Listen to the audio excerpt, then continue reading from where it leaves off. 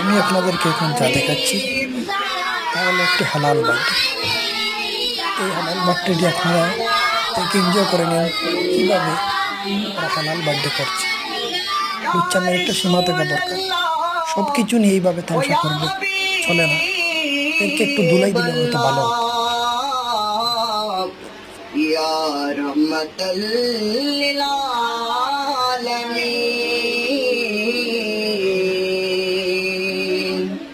আল্লাহ তাআলার নূর আপনি নবী, আল্লাহ তাআলার প্রকাশ আপনি নবী,